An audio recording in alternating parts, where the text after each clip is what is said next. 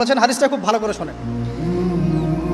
রাসূলুল্লাহ সাল্লাল্লাহু আলাইহি ওয়াসাল্লাম বলেছেন, যখন আমার উম্মত এই 15টা পাপে লিপ্ত হবে, এই 15টা পাপে লিপ্ত হবে, তখন তাদের উপর আল্লাহর পক্ষ থেকে আযাব এবং গজব আসতে শুরু করবে। হাদিস আসলে অনেক আছে, কিন্তু সবগুলো বলার সময় থাকবে না। আমি মূল কয়েকটা বলছি, এগুলোর মধ্যে সব পড়ে যাবে ইনশাআল্লাহ। যখন আমার উম্মত এই 15টা কাজ করবে, তখন তাদের উপরে আল্লাহর পক্ষ থেকে আযাব এবং গজব অবধারিত আসবে। এক নাম্বার পাপ যখন এই উম্মতের মানুষ করবে, যখন তারা গনিমতের মালকে ব্যক্তিগত সম্পদ মনে করবে। গনিমতের মাল বোঝেন? রাষ্ট্রীয় সম্পদ, পাবলিক প্রপার্টি। এটাকে যখন মানুষ ব্যক্তিগত সম্পদ মনে করে ব্যবহার করা শুরু করবে, এটাকে মিল পাওয়া যায়? আচ্ছা। 2 নাম্বার, যখন কারো কাছে আমানত রাখা হবে, আমানত, এবং সে এটাকে ব্যক্তিগত সম্পদ মনে করবে। বুঝতে পারছেন? আমানত রেখেছে, এটা খেয়ানত না করাটাই কর্তব্য, কিন্তু এটাকে যখন ব্যক্তিগত সম্পদের মতো মানুষ ইউজ করবে, শেষ করে ফেলবে, নষ্ট করে ফেলবে, তখন আল্লাহর আযাব আসবে। 3, যখন মানুষ যাকাত আদায় করাটাকে জরিমানা মনে করবে, যাকাত দিতে চাইবে না, যাকাতটাকে জরিমানা মনে করবে। কি সমস্যা, কি বার্ডেন, যাকাত আবার দেওয়া লাগে কেন? আমরা তো ট্যাক্স দেই। যাকাতকে মানুষ জরিমানা মনে করবে। একটু চিন্তা করে দেখবেন যে বাংলাদেশে কত % মুসলিম নামাজ পড়ে আর কত % মুসলিম যাকাত দেয়। শুধু যাকাতের টাকাগুলো যদি আমরা একত্রিত করতে পারতাম, বড় বড় মেগা প্রজেক্ট করা সম্ভব ছিল। অনেক বড় বড় প্রজেক্ট করা সম্ভব ছিল অনলি যাকাতের টাকা দিয়ে। আর যাকাতের টাকা এক বছরে শেষ হয়ে যায় না, পরের বছর আবার ঘুরে আসবে। ঠিক আছে, ইসলামিক ইকোনমিক্সের বেসই হলো যাকাত। এটা নিয়ে আমরা ইনশাল্লাহ আরেকদিন কথা বলব। 4 নাম্বার, যখন স্বামী, সমাজের স্বামী যারা আছে, এরা স্ত্রীদের আঁচল ধরে থাকবে। বুঝতে পারছেন? স্বামী স্ত্রীর আঁচল ধরে থাকবে, মানে স্ত্রীর অনুগত, স্ত্রী যা বলবে তাই। আচ্ছা, গায়রত নাই, মানে স্বামী পুরুষত্বের গায়রত নাই। 5 নাম্বার, যখন সন্তান মায়ের অবাধ্য হয়ে স্ত্রীর খেদমত করা শুরু করবে। যখন সন্তান মাকে দেখবে না, স্ত্রীকে দেখবে। পাচ্ছেন মিল সমাজে? আচ্ছা। 6 নাম্বার, যখন বাবার পরিবর্তে পিতা, বাবার পরিবর্তে মানুষ বন্ধুদেরকে সম্মান করা শুরু করবে। বাবাকে সম্মান করবে না, ফ্রেন্ড সার্কেলকে সম্মান করবে। যখন সমাজের নিকৃষ্ট মানুষদেরকে নেতৃত্ব দেওয়া হবে, এটা হাদিসে আছে। সমাজের নিকৃষ্ট মানুষকে যখন নেতৃত্বের আসনে বসাবে মানুষ, তখন সমাজে আল্লাহর গজব আসবে। হাদিস তিরমিজি 2211 নম্বর। এরপরে 8, নবী সাল্লাল্লাহু আলাইহি ওয়াসাল্লাম বলছেন, যখন কোনো ব্যক্তিকে সম্মান করা হবে তার টর্চার থেকে বাঁচার জন্য।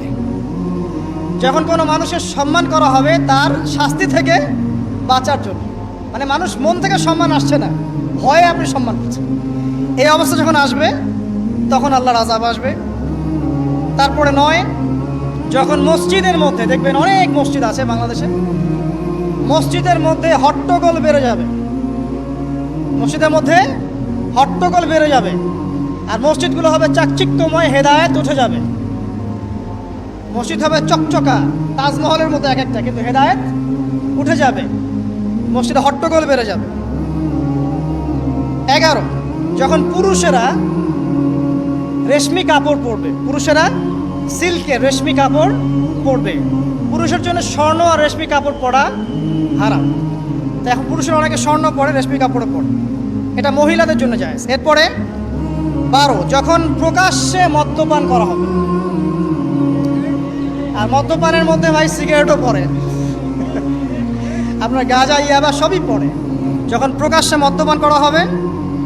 এবং লাস্টে 2টা হচ্ছে 13, যখন বাদ্যযন্ত্রের সংখ্যা বেড়ে যাবে, বাদ্যযন্ত্রের চর্চা বেড়ে যাবে। এবং সর্বশেষ, যখন গায়িকাদেরকে সম্মান করা হবে এবং উম্মতের শেষের দিকের লোকেরা, মানে আমরা উম্মতের প্রথম দিকের লোকদেরকে গালিগালাজ করবে। বুঝতে পারলেন?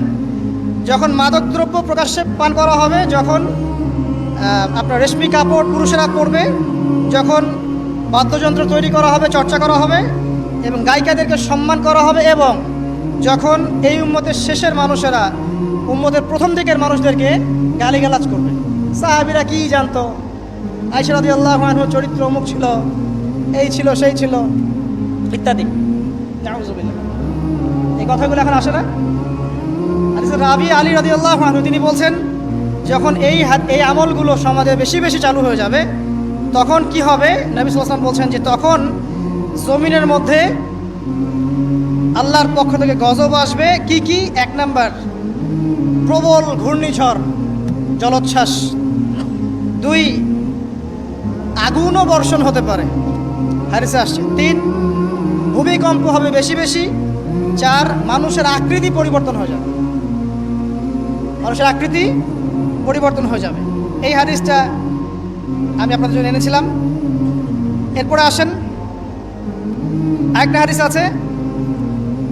এইটাতে যাওয়ার আগে আমি কোরআনের একটা আয়াতে যাচ্ছি, সূরা রুমের 41 নম্বর আয়াত। আল্লাহ পাক এই আয়াতে বলছেন আযাব নাজিল হওয়ার একটা কারণ, যাহারাল ফাসাদু ফিল বাররি ওয়াল বাহরি বিমা কাসাবাত আইদিন নাস, এটা একটা কারণ। জলে এবং স্থলে যত বিপর্যয় ছড়িয়ে পড়েছে এগুলো মানুষের হাতের কামাই। তার মানে যত ফাসাদ ছড়াবে সব কিছুই আল্লাহর পক্ষ থেকে নয়, এখানে মানুষেরও হাতের কামাই থাকবে। এখন আপনি দেখেন, পরিবেশ দূষণ করছে কারা? মানুষ। বনভূমি উজাড় করছে কারা? মানুষ। এই যে কার্বন মনোক্সাইডের পরিমাণ বাড়ছে বাতাসে, এগুলো কারা বাড়াচ্ছে? জিন, মানুষ। অর্থনীতির মধ্যে ফাসাদ কে করছে? সুদের মধ্য দিয়ে অর্থনৈতিক সিস্টেমে ফাসাদ কে ডেকে এনেছে? মানুষ। জাকাত বন্ধ করছি কারা? আমরা, তাই নয় কি? আপনি দেখেন সোশ্যালি যে সমস্যাগুলো হচ্ছে, এই যে জমি নিয়ে সমস্যা, আত্মীয়তার বন্ধন নিয়ে সমস্যা, টাকা পয়সার সমস্যা, পদের লড়াই, ক্ষমতার লড়াই, কারা করছে এগুলো? জিন, শয়তান, মানুষ। এটা হচ্ছে কোরআনের এই আয়াতের ব্যাখ্যা, যে জলে এবং স্থলে যত বিপর্যয় এগুলো মানুষের হাতের কামাই। তার মানে মানুষেরও এখানে প্রচণ্ড রকম দোষ আছে। অন্যথা আল্লাহ পাক তো আর এখানে এমনি এমনি গজব পাঠাতেন না।